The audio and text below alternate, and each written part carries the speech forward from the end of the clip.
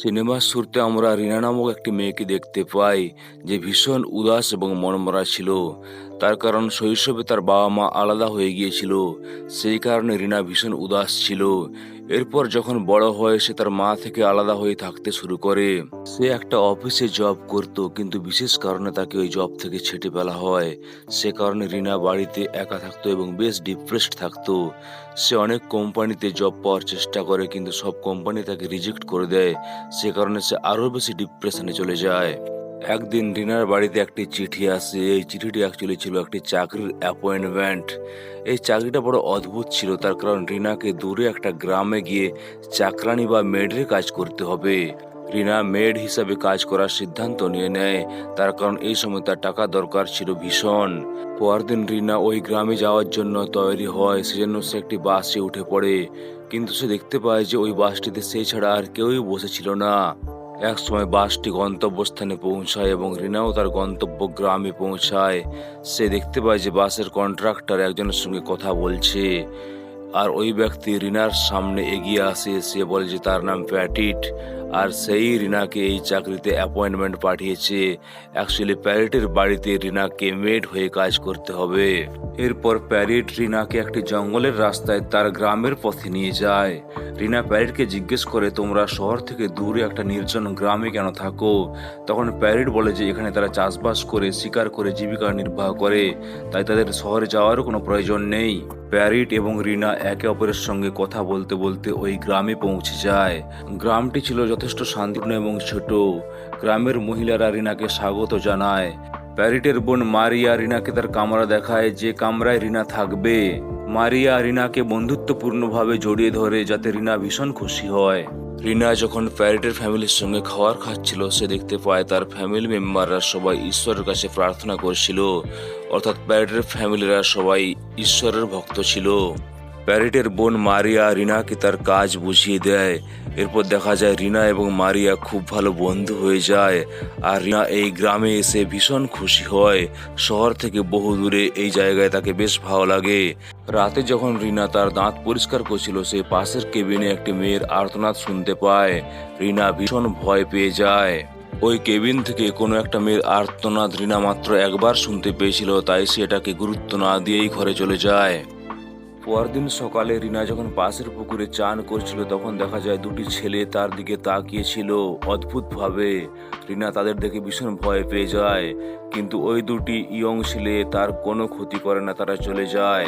এরপর দিন রিনা যখন মারিয়ার সঙ্গে কাজ করছিল, তখন রিনা মারিয়াকে ওই দুটো ছেলের ব্যাপারে জিজ্ঞাসা করার চেষ্টা করে, কিন্তু সে জিজ্ঞেস করতে পারেনি। রিনা যখন মারিয়ার সঙ্গে কাজ করছিল, রিনা আবার ওই দুটো ছেলেকে দেখতে পায় যে প্যারিটের সঙ্গে কাঠ কাটছিল। তখন মারিয়া রিনাকে বলে যে ওই দুটো ছেলে হলো প্যারেটের বন্ধু। ওরা কখনো কখনো এসে প্যারেটকে তার কাজে হেল্প করে। কাজ শেষ করে যাওয়ার সময় ওই দুটো ছেলে রিনার দিকে অদ্ভুতভাবে তাকাচ্ছিল, তা দেখে রিনা ভয় পেয়ে যায়। পরের দৃশ্যে দেখা যায় রিনা যখন গ্রামের মহিলাদের সঙ্গে কাজ করছিল, তখন একটি বয়স্ক মহিলা রিনাকে জিজ্ঞেস করে যে তুমি এই গ্রামের কোনো ছেলেকে বিয়ে করে কি এই গ্রামে সারা জীবনের মতো থাকতে চাও? তখন রিনা বলে যে না, আমি এখানে কাউকে বিয়ে করতে পারবো না, আর সারা জীবন এখানে থাকতে পারবো না। এই সময় প্যারিট ওইখানে উপস্থিত হয়, আর সে রিনাকে বলে যে আমরা তোমাকে কখনোই এই গ্রামের বাইরে বেরোতে দেব না। তা শুনে রিনা বেশ রেগে যায়, সে ঘরের বাইরে বেরিয়ে আসে। রিনা রুমের বাইরে বেরিয়ে আসার পর তাকে বোঝানোর জন্য মারিয়াও রুমের বাইরে বেরিয়ে আসে, আর মারিয়া তাকে বোঝাতে থাকে যে এটা তো প্যারিট মজা করছিল। এই সময় দেখা যায় অন্য সব মহিলারাও চলে আসে, আর তারা রিনাকে বোঝায়। ঠিক এই সময় পাশের কেবিন থেকে ভয়ঙ্কর আওয়াজ শোনা যাচ্ছিল। এরপর দেখা যায় পাশের কেবিন থেকে একটা ভয়ঙ্কর টাইপের মানুষ বেরিয়ে আসে, আর সে রিনার উপর হামলা করে। সে রিনার সঙ্গে ইন্টিমেট হওয়ার চেষ্টা করে, যা দেখে সব মানুষ ঘাবড়ে যায়। রিনা সব মহিলার কাছে সাহায্যের জন্য আর্তনাদ করে, কিন্তু কোনো মহিলা তাকে সাহায্যের জন্য এগিয়ে আসে না। তার কারণ ওই ভয়ঙ্কর মানুষটি ছিল মারাত্মক শক্তিশালী, আর তার সামনে যে আসবে তাকেই সে মেরে ফেলবে। ঠিক এই সময় ঘটনাস্থলে পৌঁছে যায় জ্যাক এবং ডেভিড নামে ওই দুটো ছেলে। তারা রিনাকে বাঁচানোর চেষ্টা করে। কিন্তু ওই ভয়ঙ্কর লোকটি এতই শক্তিশালী ছিল যে সে সহজেই ডেভিড এবং জ্যাককে হারিয়ে দেয়। ডেভিড এবং জ্যাক তার কাছে সহজেই পরাজিত হয়। এরপর দেখা যায় মারিয়া একটা প্ল্যান করে। মারিয়া সবার সামনেই নিজের কাপড় খুলে দেয় আর সে ওই ভয়ানক লোকটিকে নিজের দিকে আকৃষ্ট করে। তখন ওই ভয়ানক লোকটি রিনাকে ছেড়ে মারিয়ার পিছনে এসে মারিয়াকে দৌড়াতে থাকে। ভয়ঙ্কর লোকটি ওখান থেকে চলে যাওয়ার পর উপস্থিত মহিলারা রিনাকে বলে যে ওই লোকটির নাম জ্যাকসন। ও ছোটবেলা থেকেই মানসিকভাবে বিকৃত আর মহিলাদের প্রতি আকৃষ্ট হয়, তাই তাকে ওই ঘরে বন্দি করে রাখা হয়েছিল। আজ কোনো ক্রমে ও বন্দি দশা থেকে বেরিয়ে আসে আর সে তোমার উপর হামলা করে। রিনা এখন ভালো মতন বুঝতে পারে যে এই গ্রামটাকে বাইরে থেকে যতটা শান্তিপূর্ণ মনে হয়, ভিতর থেকে ঠিক ততটাই ভয়ানক। সে এই গ্রাম থেকে শহরে পালিয়ে যাওয়ার সিদ্ধান্ত নেয়। তখন প্যারিট রিনাকে বলে যে তুমি এই গ্রাম থেকে যেতে পারবে না, তার কারণ এখন কোনো বাস নেই। কাল সকাল ছাড়া কোনো বাস নেই, তাই রিনাকে আজকের রাতটা এখানেই থাকতে হবে। মারিয়া রিনাকে বলে তুমি তো জ্যাককে বিয়ে করতে পারো, জ্যাক খুব ভালো ছেলে, তাছাড়া সে তোমাকে জ্যাকসনের হাত থেকে বাঁচিয়েছিল। মারিয়ার মুখে একথা শুনে রিনা সেখান থেকে রেগে উঠে চলে যায়, তার কারণ সে সারা জীবন এই গ্রামে কারোর সঙ্গে থাকতে পারবে না। মারিয়া এবং রিনা যখন রাস্তা দিয়ে যাচ্ছিল তখন রাস্তার উপর দেখতে পায় জ্যাক এবং ডেভিড ইন্টিমেট হয়। তা দেখে রিনা অবাক হয়ে মারিয়াকে জিজ্ঞেস করে এসব কি। মারিয়া রিনাকে উত্তরে বলে যে এসব দেখে অবাক হওয়ার কিছু নাই, একজন অপরজনকে ভালোবাসতেই পারে। রিনা খুব শীঘ্রই বুঝতে পারে এই গ্রামের সমস্ত লোক সাইকো। এরপর মারিয়া রিনাকে বলে যে তোমাকে আমরা প্ল্যান করে এখানে এনেছি যাতে তুমি এখানকার কোনো লোকের বাচ্চার মা হতে পারো। মারিয়া রিনাকে এও বলে যে এই গ্রামের লোকরা শহর থেকে মেয়েদেরকে কৌশল করে তুলে নিয়ে আসে, তারপর তাদেরকে বিয়ে করে, তারপর সারা জীবন ওই মেয়েদেরকে এই গ্রামেই থাকতে হয়। রিনা এখন বুঝতে পারে ওই বাসে সে ছাড়া আর কেউ ছিল না কেন, তার কারণ ওই বাসটি গ্রাম থেকে শহরে পাঠানো হয়েছিল। ওইটি একমাত্র বাস শুধুমাত্র তাকে আনার জন্য। মারিয়ার মুখে আসল কাহিনী শোনার পর রিনা ভীষণ ভয় পেয়ে যায়। এরপর সে দেখতে পায় যে গ্রামের সব লোক তার দিকে আসে, বাসের কন্ট্রাক্টরও তার দিকে আসে। এই সময় প্যারিট সহ অন্যান্য লোকরা রিনাকে জ্যাকের সঙ্গে বিয়ে করতে বলে যাতে জ্যাক একটি বাচ্চার জন্ম দিতে পারে। ঠিক এই সময় রিনা সংজ্ঞাহীন হয়ে পড়ে আর তার যখন জ্ঞান ফিরে এসে দেখতে পায় যে গ্রামের লোকরা তাকে ধরে আছে আর জ্যাকের সঙ্গে তার বিয়ে দেওয়ার চেষ্টা করছে, তখন রিনা কোনো ক্রমে সেখান থেকে পালিয়ে আসে আর সে পালিয়ে বনের রাস্তায় দৌড়তে শুরু করে।